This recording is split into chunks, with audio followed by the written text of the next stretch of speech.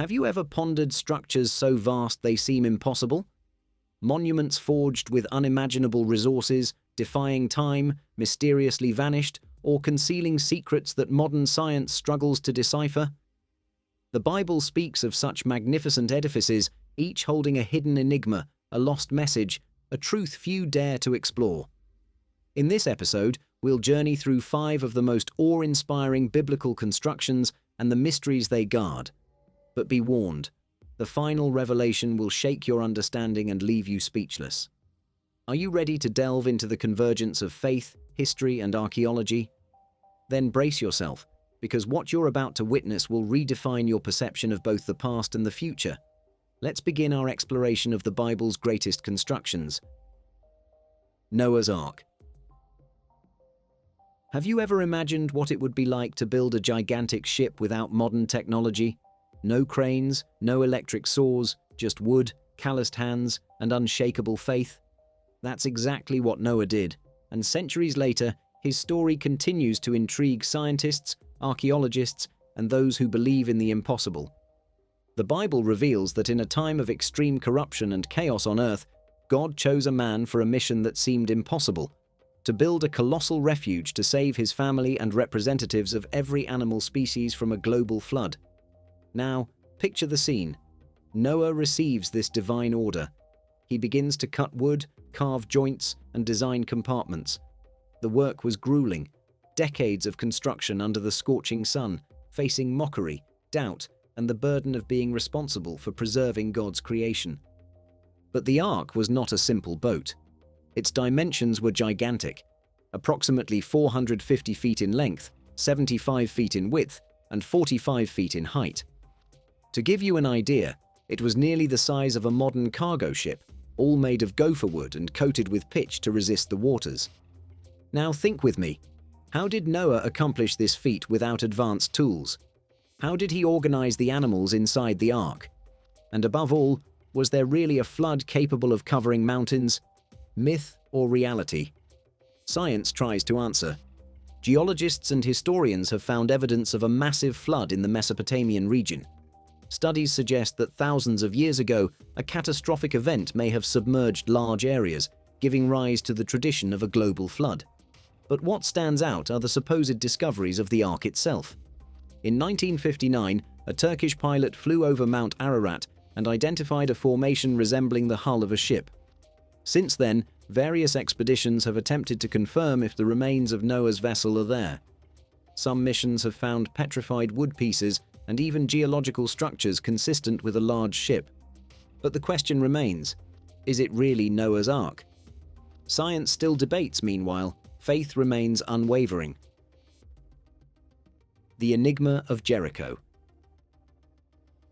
Imagine standing before a city surrounded by colossal walls so thick and imposing that they seemed impassable. A fortress built to withstand any enemy, protecting its inhabitants from external threats. Now, visualize the impossible. These walls didn't fall to battering rams, explosives, or war machines. Instead, they crumbled due to something far more enigmatic: the sound of trumpets and cries of faith. This is the story of Jericho, one of the oldest cities in human history, and the scene of one of the most mysterious and controversial events in the Bible. An event so extraordinary that it still defies logic and intrigues scientists and historians alike. But did this really happen? And more importantly, what does science have to say about this impressive collapse? According to biblical accounts, Jericho was a fortified city protected by walls so high and sturdy that any attack seemed practically impossible. For the Israelites, who had wandered the desert for 40 years, conquering it appeared to be an insurmountable challenge. But God had a plan, one that defied all known military strategies. The Israelite army received a peculiar order: march around the city once a day in complete silence for 6 days. No attacks, no weapons, just a silent march, as if waiting for an invisible signal. On the 7th day, something different was supposed to happen. 7 trips around the city, trumpets echoing through the air, and a unified shout from all the people. Then, abruptly and inexplicably, the walls simply collapsed. Not by war machines, not by predictable earthquakes, but by sound. Now stop and think. Is that possible?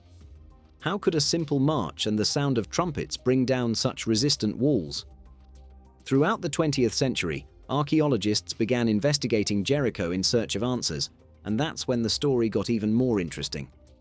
In the 1950s, British archaeologist Kathleen Kenyon conducted a detailed excavation in the region and made a shocking discovery. There were indeed ruins of a large wall that seemed to have collapsed suddenly. But the most surprising part? The evidence suggested that the walls fell from the inside out. This was something completely unusual. Typically, when a city is invaded, the walls are torn down from the outside due to attacks. But in Jericho, the collapse seemed to have come from within. This coincides with the biblical account. The walls weren't brought down by human forces, but by something much greater. But what if there's a natural explanation for this event? Some researchers suggest that an earthquake may have been the real cause of the collapse. Indeed, Jericho is located on a geological fault, and tremors are relatively common in the region. The idea of an earthquake could make sense, were it not for one crucial detail. How could Joshua and the Israelites have predicted exactly when an earthquake would happen? And more importantly, how could it have occurred exactly at the moment of the trumpet blasts and war cries? If an earthquake was responsible, then we would have to admit an almost impossible synchronicity. Could this be one of those cases where science and faith meet? What if Jericho fell due to an event far beyond what we can explain? One thing is certain: the story of Jericho remains one of the greatest mysteries of biblical archaeology. Solomon's Temple. Now imagine a building so grand that its walls were covered in pure gold, reflecting the sunlight in a celestial glow, a place so sacred it was built to house the very presence of God. This was Solomon's Temple, the masterpiece of Israel's sacred architecture, a construction shrouded in mystery, reverence, and power. But how was such an architectural marvel erected? What does archaeology reveal about its existence? And more importantly, what is its true spiritual significance? The story begins with David, the great king of Israel. His heart burned with the desire to build a temple for God. However, this mission would not be his but that of his son and successor, Solomon, the wisest king in history. The chosen location was not by chance. Mount Moriah, a point of energy and faith, was the very place where centuries earlier Abraham had almost sacrificed his son Isaac, a location marked by supernatural and divine events.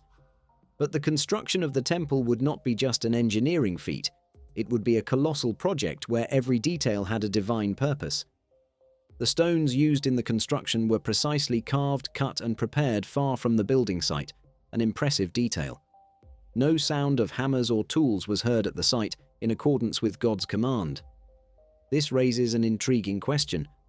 How was it possible to move giant stone blocks, fit them perfectly, and raise a monumental temple without the use of noisy tools on the site itself? The cedars of Lebanon, one of the most noble woods of the time, were brought from distant lands. Their sacred aroma filled the air, and their use was not just aesthetic, but a symbol of royalty and connection to the divine. And then comes the most impressive detail. The entire interior of the temple was covered in pure gold. The walls glowed with a celestial brilliance. Sculpted cherubim, palm trees, and flowers adorned every corner, creating a scene that transcended earthly reality. But the true heart of the temple was an even more sacred place, the Holy of Holies. There, the Ark of the Covenant, the most mysterious artifact in history, rested as a symbol of God's physical presence among the people. After 7 years of intense work, the temple was finally ready. But what happened on the day of its inauguration was something no one could have predicted. Solomon gathered all the people of Israel for an unforgettable ceremony. Before the altar, the king offered a powerful prayer, asking God to accept this house as his dwelling on earth. And then it happened. Suddenly, a glorious cloud descended and filled the entire temple, a tangible, indescribable presence. What followed was even more impressive. Fire from the sky fell upon the altar, consuming the sacrifices before the astonished eyes of the Israelites. It was the definitive sign. God accepted that temple as his sanctuary. The people knelt in awe. At that moment, they were in the very presence of the living and real Creator. But the story doesn't end here. the Temple of Solomon would remain an enigma throughout the centuries. Its secrets, its destruction, and the mysteries surrounding it echo to this day. The Tower of Babel. Imagine a world where all humanity speaks a single language. There are no barriers, no borders. All peoples live in perfect communication, united by a single purpose: to build a tower so high that it would reach the heavens. But this ambition, instead of bringing men closer to God, stirred his wrath. And then something unbelievable happened. Communication was irreversibly broken, and the great construction was abandoned forever. But what really was the Tower of Babel? Did it truly exist? What does archaeology have to say about this story? And more importantly, what great lesson does this construction teach us even today? The Bible tells us that after the Great Flood, the descendants of Noah began to spread throughout the world and repopulate the earth. For a time, they remained united, speaking a single language, something that gave them extraordinary power, the ability to organize without limits, to advance without obstacles. At some point, these people decided to settle in the plain of Shinar, an area that today corresponds to ancient Mesopotamia. But they didn't just want to live there, they wanted to leave their mark. With innovative technology for the time, bricks fired in the fire and bitumen as mortar, they began to build a monumental structure, a tower so large, so ambitious, that it would become the ultimate symbol of human self-sufficiency. Let us make a name for ourselves, so that we will not be scattered over the face of the earth. Genesis 11:4, they proclaimed. They wanted to reach the heavens, but not only that, they wanted to challenge God. The construction progressed. The tower rose higher and higher. The power of man seemed limitless. But then, God intervened. He observed the work and made a radical decision: to confuse the language of men so that they could no longer understand each other. Now, try to imagine the scene. A mason asks for a brick, but his colleague understands he asked for water. The foreman tries to give orders, but no one understands him. What was once a unified project becomes absolute chaos. In a matter of moments, the construction site turns into pandemonium. What was once an empire of perfect communication was now fragmented. The men could no longer understand each other, and without coordination, the great tower was abandoned. The builders dispersed, spreading across the world and forming the different nations and cultures we know today. But the big question remains: did this really happen? For many scholars, the Tower of Babel may have been inspired by a ziggurat, a type of temple in the shape of a stepped pyramid, commonly found in Mesopotamia. The most famous of these structures was the Etemenanki, a massive temple built in ancient Babylon in honor of the god Marduk. Historical records indicate that the Etemenanki was called the House that Unites Heaven and Earth, a name that strangely resembles the purpose of the Tower of Babel as described in the Bible. Over the centuries, the temple was destroyed and rebuilt several times before being permanently abandoned. Could it be the original tower mentioned in the scriptures? There is no definitive answer, but the resemblance between the descriptions is striking. More than just a story about the fragmentation of human language, the story of the Tower of Babel can be interpreted as a timeless warning. How far does human ambition go? Could the relentless pursuit of power and greatness lead us to challenges beyond our understanding? The Second Temple of Jerusalem. Imagine living in a time of pain and exile. Your people have been torn from their land, forcibly taken to a foreign nation, and watched as your sacred temple, the heart of your faith, was reduced to rubble. For many, this would have been the end of their connection with God, but not for the Jews. When they returned from Babylonian captivity, they brought with them a dream: to rebuild the temple and restore their faith.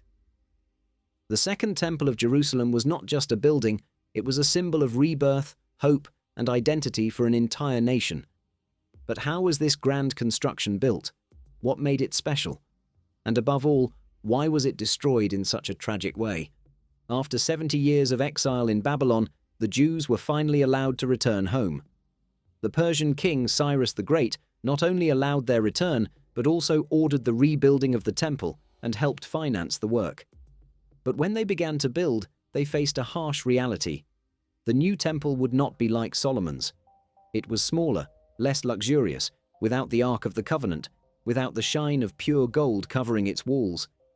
The elders who still remembered the first temple wept with sadness in their eyes. The new structure seemed pale compared to the former glory. But then, something unexpected happened.